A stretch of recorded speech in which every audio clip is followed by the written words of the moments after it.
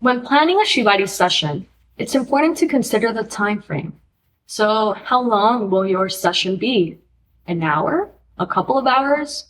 All night?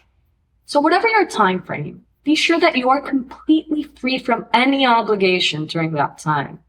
Even a phone call can spoil the mood and break the connection between you and your partner. So this is supposed to be you and your partner's time. It is part of the intimacy of the session where there is absolutely nothing else other than what is happening in that room. So enjoy the space that you have given yourself and live that moment fully. There is nothing more important going on.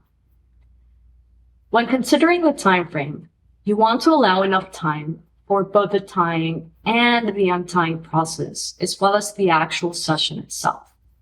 So depending on the complexity of the ties and the experience level of the participants, this can take anywhere from a few minutes to several hours. So it's important to consider the physical and the emotional endurance of both partners. Shibari can be physically demanding, especially for the person being tied, who may be in one position for an extended period of time.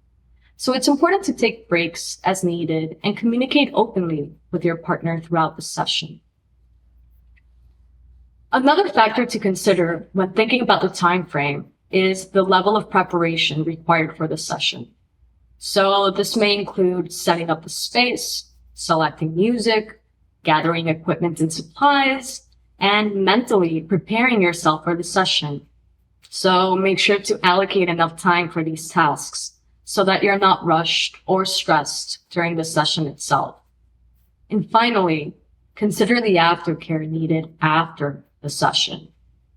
Aftercare can include physical care such as hydration and rest, as well as emotional care such as cuddling and reassurance. So allow enough time for aftercare to ensure that both parties feel cared for and supported after the session.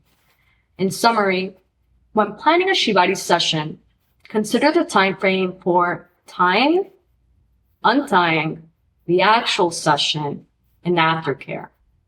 Also, take into account physical and emotional endurance, level of preparation, and the need for breaks and open communication throughout the session. With proper planning, you can create a safe and fulfilling Shibari experience for both partners.